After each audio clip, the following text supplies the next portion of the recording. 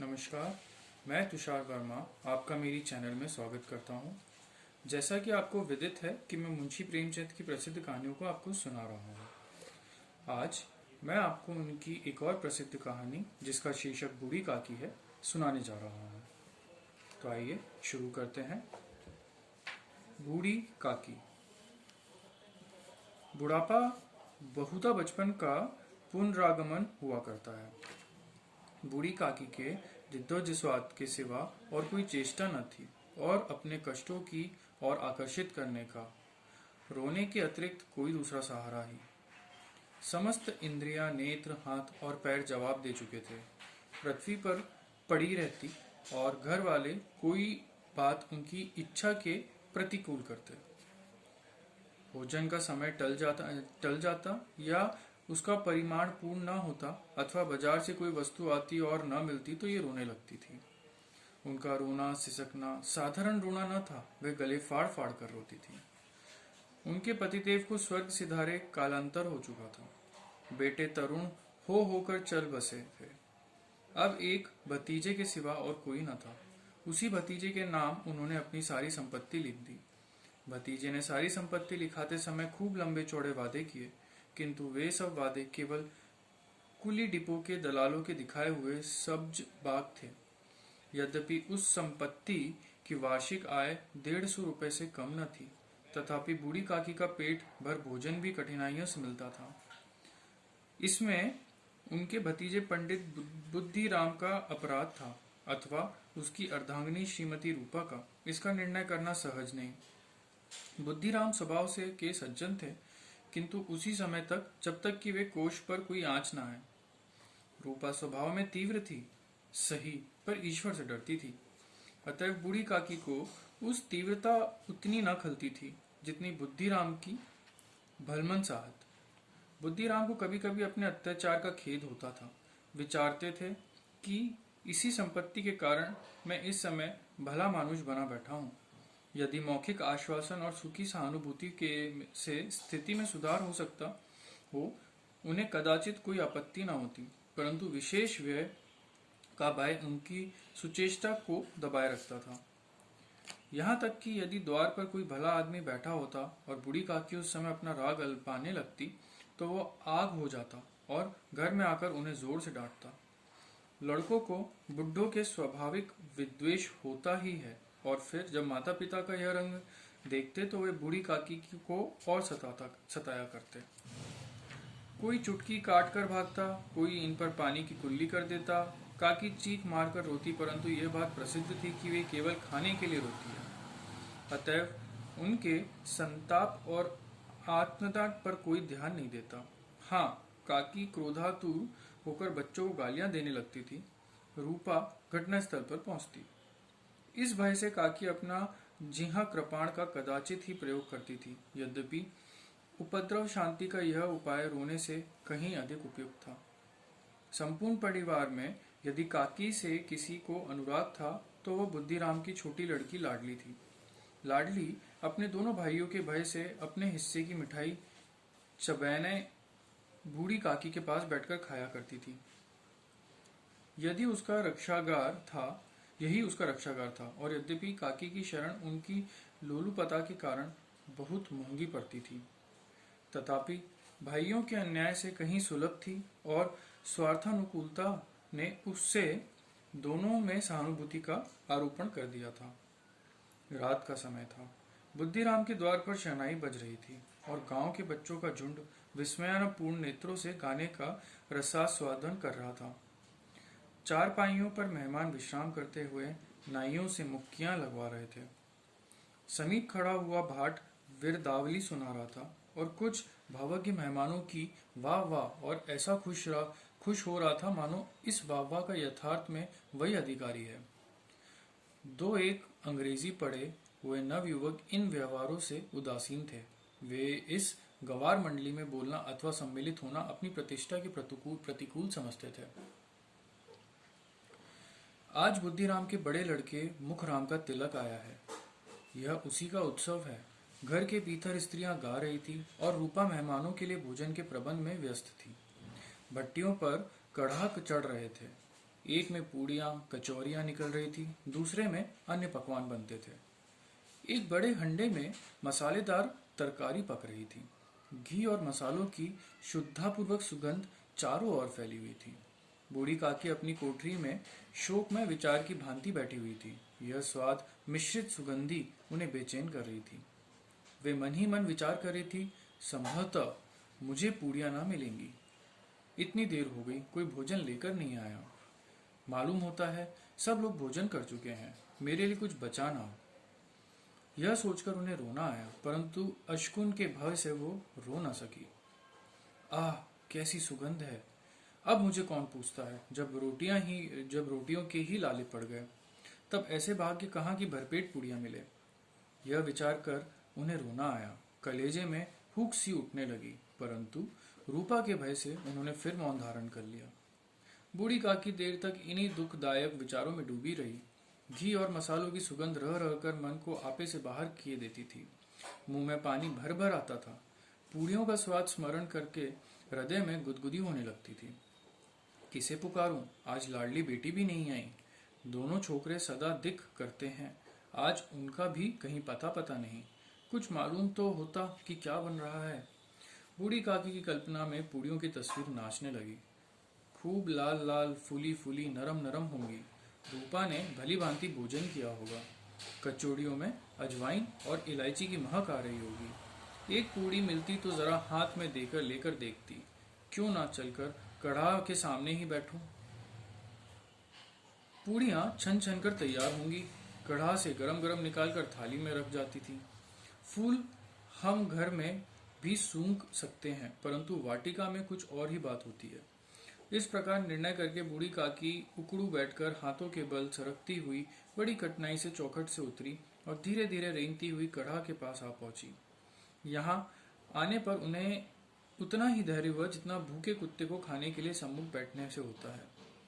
रूपा उस समय कार्यभार में उद्विग्न हो रही थी। कभी इस कोठे में जाती, कभी उस कोठे में, कभी कढ़ा के पास आती, कभी भंडार में जाती। किसी ने बाहर से आकर कहा, महाराज ठंडाई मांग रहे हैं। ठंडाई देने लगी। इतने में फिर से किसी ने कहा, भाट आया, उसे कुछ दे दो।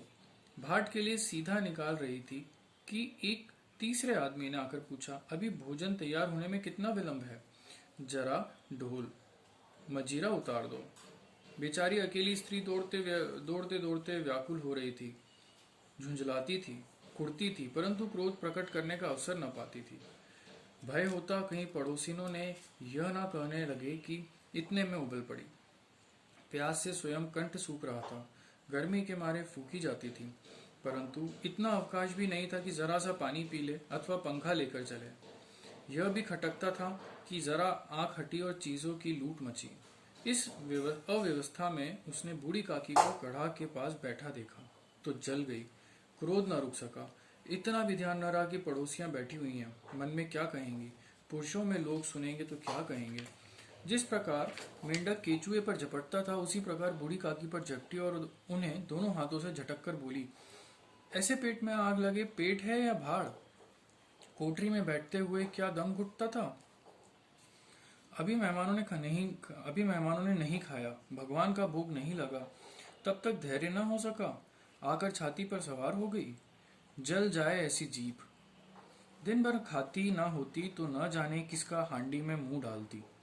गांव देखेगा तो कहेगा कि बुढ़िया भरपेट खाने को नहीं पाती, तभी तो इस तरह मुंह बाएं कर फिरती है। डायन न मरे न मांचा छोड़े, नाम बेचने पर लगी है, नाक कटवा कर दम लेगी। इतनी ठूसती है, न जाने कहाँ भस्म हो जाता है। भला चाहती हो तो जाकर कोठरी में बैठो, जब घर के लोग खाना लगेंगे तब तुम्हें भी मिलेगा। तुम कोई देवी नहीं हो कि चाहे किसी के मुंह में पानी न जाए, परंतु तुम्हारी पूजा पहले ही हो जाए। बूढ़ी काकी ने सिर उठाया, न रोई न बोली, चुपचाप रेंगती हुई अपनी कोठरी में चली गई। आवाज ऐसी कोठरी की थी कि हृदय और मस्तिष्क की संपूर्ण शक्तियां, संपूर्ण विचार और संपूर्ण भार उसी ओर आकर्षित हो रहे थे। नदी में जब कगार का कोई वृहद खंड कट कर गिर जाता है, तो आसपास का जल समूह चारों ओर उसी स्थान को पूरा करने के लिए दौड़ता है। भोजन तैयार हो गया है। आंगन में पत्ते पड़ गई। मेहमान खाने लगे। स्त्रियों ने जेवरात गीत गाना आरंभ कर दिया। मेहमानों ने नाई और सेवकरण की भी उस मंडली के साथ किंतु कुछ हटकर भोजन करने बैठे थे, परंतु सभ्यता अनुसार जब तक सबके सब खा ना चुके कोई उठ नहीं सकता था। एक मेहमान जो कुछ पढ़े लिखे थे सेवकों के दीर्घाहार पर झुंझला रहे थे। वे इस बंधन को व्यर्थ और बेसिर बेपैर की बात समझते थे। बूढ़ी काकी अपनी कोठरी में जाकर पश्चाताप कर रही थी कि मैं कहाँ से कहाँ आ गई। उन्हें रूपा पर क्रोध नहीं था, अपनी जल्दबाजी पर दुख था। सच ही तो है, जब मेहमान लोग भोजन न चुकेंगे घर वाले कैसे खाएंगे। मुझसे इतनी देर भी न रहा गया। सबके सामने पानी उतर गया। अब जब तक कोई बुलाने न आएगा न जाऊंगी। मन ही मन इस प्रकार का विचार कर वो बुलाने की प्रतीक्षा करने लगी, परंतु घी की रुचकर सुबास बड़ी धैर्य परीक्षक प्रतीत हो रही थी। उन्हें एक एक पल एक एक युग के समान मालूम होता था। अब पत्तल भिज गई होगी, अब मेहमान आ गए होंगे, लोग हाथ पैर धो रहे हैं, नाई पानी दे रहा है, मालूम होता है लोग खाने बैठे गए, जेवनार गया जा रहा है। यह विचार कर वो मन को बहलाने के लिए लेट गई। धीरे धीरे एक गीत गुनगुनाने लगी। उन्हें मालूम हुआ कि मुझे गाते देर हो गई है। क्या इसी देर तक लोग भोजन कर ही रहे होंगे। किसी की आवाज नहीं सुनाई देती। अवश्य ही लोग खा पीकर चले गए। मुझे कोई बुलाने नहीं आया। रूपा चिढ़ी गई। क्या जाने ना बुलाए। सोचते हो कि आप ही आवेंगी। वह कोई मेहमान तो नहीं जो उन्हें बुलाऊं। बूढ़ी काकी चलने के लिए तैयार हुई। यह विश्वास एक मिनट में पुड़ियां और मसालेदार तरकारियां सामने आएगी, उनकी स्वादेंद्रियां को गुदगुदाने लगी। उन्होंने मन में तरह तरह के मंसूबे बांधे। पहले तरकारी से पुड़ियां खाऊंगी, फिर दही और शक्कर से। कचौरियां रायते के साथ मजेदार मालूम होंगी। चाहे कोई बुरा माने या भला माने, मैं तो मांग मांग कर खाऊंगी। यही ना लोग कहेंगे कि इनके विचार कहाँ करे। इतने दिन में के बाद पुड़िया मिल रही है तो मुंह झूठा करके थोड़ी उठ जाऊंगी। वह उकड़ू बैठकर हाथों के बल सिरकती हुई आंगन में आई, परंतु हाय दुर्भाग्य, अभिलाषा ने अपने पुराने स्वभाव के अनुसार समय की मिथ्या कल्पना की थी। मेहमान मंडली अभी बैठी हुई थी। कोई खाकर उंगलियां चाटता था, कोई तिरछे नेत्रों से देखता था और लोग अभी खा रहे हैं या नहीं। कोई इस चिंता में था कि पत्तल पर पूड़ियां छूटी जाती, किसी तरह उन्हें भीतर रख लेता। कोई दही खाकर जीभ चटकाता था, परंतु दूसरा दोना मांगता संकोच करता था कि इतने में बूढ़ी काकी रेंगती हुई उनके बीच आ पहुंची। कई आदमी चौंक कर उठ खड़े हुए, पुकारने लगे, अरे बुढ़िया कौन है, यह कहाँ से आ गई, देखो किसी को छू न दे। पंडित बुद्धिराम काकी को देखकर ही क्रोधित में तिलमिला गए। पूड़ियों का थाल लिए खड़े थे। थाल को जमीन पर पटक दिया और जिस प्रकार निर्दयी महाजन अपने किसी बेईमान और भगोड़े कर्जदार को देखते ही झपटकर उसका टेटुआ पकड़ लेता है, उसी तरह लपक कर उन्होंने काकी के दोनों हाथ पकड़ लिए और घसीटते हुए लाकर उन्हें अंधेरी कटोरी में दम से पटक दिया।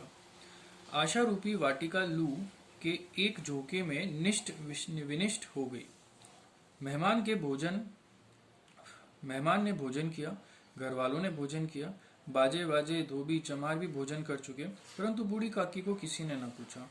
बुद्धिराम और रूपा दोनों ही बूढ़ी काकी को निर्लज्जता के लिए दंड देने का निश्चय कर चुके थे।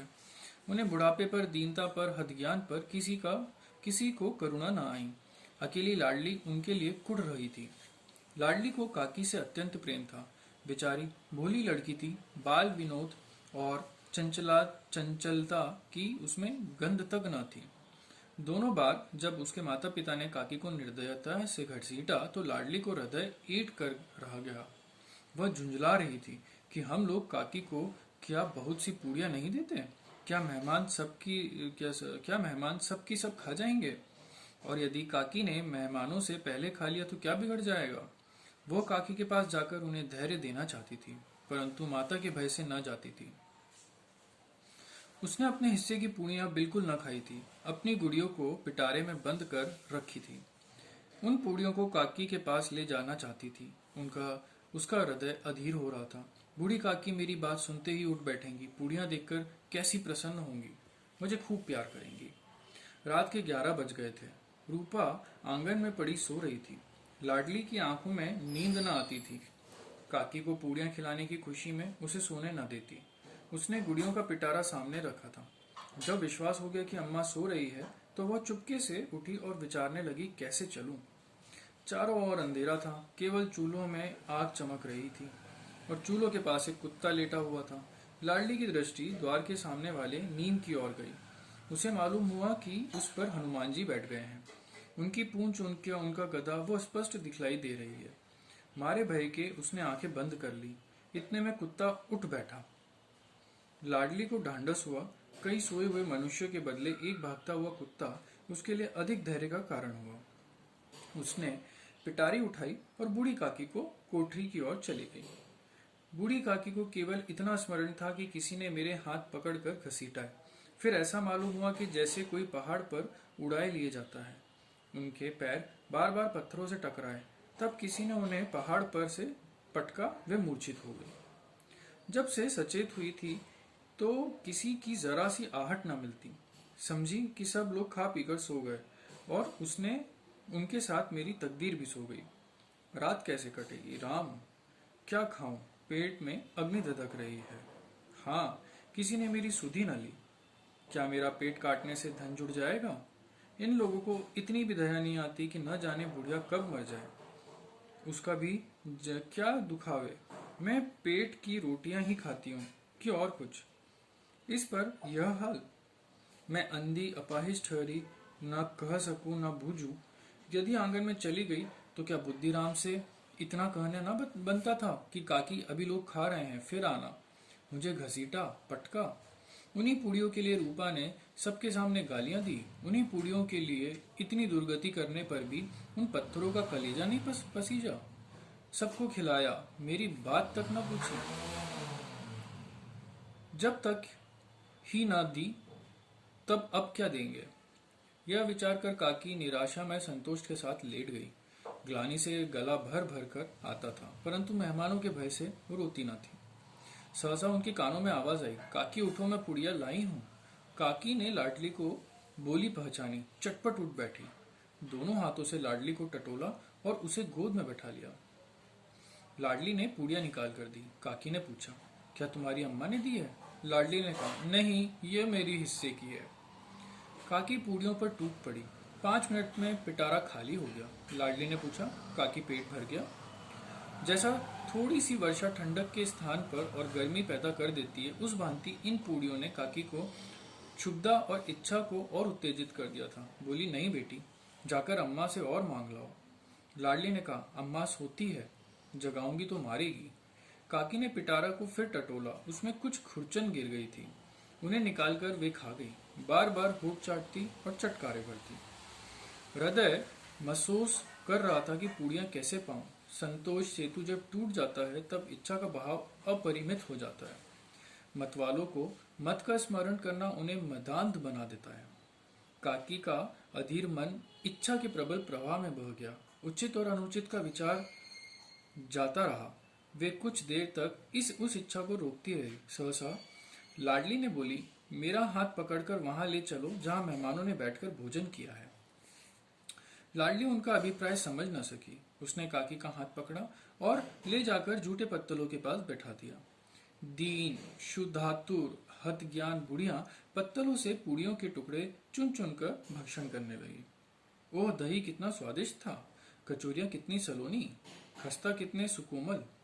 काकी बुद्धिहीन होते हुए भी इतना जानती थी कि मैं वह काम कर रही हूँ जो मुझे कदापि न करना चाहिए। मैं दूसरों की झूठी पत्तल चाट रही हूँ, परंतु बुढ़ापा, तृष्णा, रोग का अंतिम समय है। जब संपूर्ण इच्छाएं एक ही केंद्र पर आ लगती है। बूढ़ी काकी में यह केंद्र उनका स्वादेंद्रिय थी। ठीक उसी समय रूपा की आंखें खुली। उसे मालूम हुआ कि लाडली मेरे पास नहीं है। वह चौंकी, चारपाई के इधर उधर ताकने लगी कि कहीं नीचे तो नहीं गिर पड़ी। उसे वहां न पाकर वो उठी तो क्या देखती कि लाडली जूठे पत्तलों के पास चुपचाप खड़ी है और बूढ़ी काकी पत्तलों पर से पूड़ियों के टुकड़े उठा उठाकर खा रही है। रूपा का हृदय सन्न हो गया। किसी गाय की गर्दन पर छुरी लगते चलते देखकर तो अव्यवस्था उसकी होती, वही उस समय हुई। एक ब्राह्मणी दूसरों की झूठी पत्तल टटोले, इससे अधिक शोकमय दृश्य असंभव था। पूड़ियों के कुछ क्रासों के लिए उसकी चचेरी सास ऐसे पतित और निकृष्ट कर्म कर रही है। यह वह दृश्य था जिसे देखकर देखने वालों का हृदय कांप उठते हैं। ऐसा प्रतीत होता मानो जमीन रुक गई, आसमान चक्कर खा रहा है, संसार पर कोई आपत्ति आने वाली है। रूपा को क्रोध न आया, शोक के सम्मुख क्रोध आया। क्रोध कहाँ, करुणा और भय से उसकी आंखें भर गई। इस अधर्म के पाप का भागी कौन है? उसने सच्चे हृदय से गगन मंडल की ओर हाथ उठाकर कहा, परमात्मा, मेरे बच्चों पर दया करो, इस अधर्म का दंड मुझे मत दो, नहीं तो मेरा सत्यानाश हो जाएगा। रूपा को अपनी स्वार्थपरता और अन्याय इस प्रकार प्रत्यक्ष रूप में कभी न देख पड़े थे। वह सोचने लगी, हाय कितना निर्दय हूँ, जिसकी संपत्ति से मुझे 200 रुपया वार्षिक आय हो रही है, उसकी यह दुर्गति और मेरे कारण। हे दयामय, मुझसे बड़ी भारी चूक हो गई, मुझे क्षमा करो। आज मेरे बेटे का तिलक था, सैकड़ों मनुष्यों ने भोजन पाया, मैं उनके इशारों की दासी बनी रही, अपने नाम के लिए सैकड़ों रुपए व्यय कर दिए, परंतु जिसकी बदौलत हजारों रुपए खाए, उसे इस उत्सव में भरपेट भोजन न दे सकी। केवल इसी कारण तो वो वृद्धा असहाय है। रूपा ने दिया जलाया, अपने भंडार का द्वार खोला और एक थाली में संपूर्ण सामग्रियां सजाकर उस बूढ़ी काकी की ओर चली। आधी रात हो चुकी थी, आकाश पर तारों के थाल सजे हुए थे और उन पर बैठे हुए देवगण स्वर्गीय पदार्थ सजा रहे थे, परंतु उसमें किसी को वह परमानंद प्राप्त न हो सकता था जो बूढ़ी काकी को अपने सम्मुख थाल देखकर प्राप्त हुआ। रूपा ने कंठावरुद्ध स्वर में कहा, काकी उठो, भोजन कर लो, मुझसे आज बड़ी भूल हुई है, उसका बुरा ना मानना, परमात्मा से प्रार्थना कर दो कि मेरा अपराध क्षमा कर दे। भोले भोले बच्चों की भांति जो मिठाइयाँ पाकर मार और तिरस्कार सब भूल जाते हैं, बूढ़ी काकी वैसे ही सब कुछ भुलाकर बैठ गई और खाना खा रही थी। उसने एक एक रोए से सच्ची दाएं निकल रही थी और रूपा बैठी स्वर्गीय दृश्य का आनंद लेने में निमग्न थी। आपको मेरी कहानी कैसी लगी? कमेंट करके मुझे अपने सुझाव जरूर दें। मैं अगली कहानी लेकर आपके सम्मुख फिर उपस्थित होऊंगा। धन्यवाद।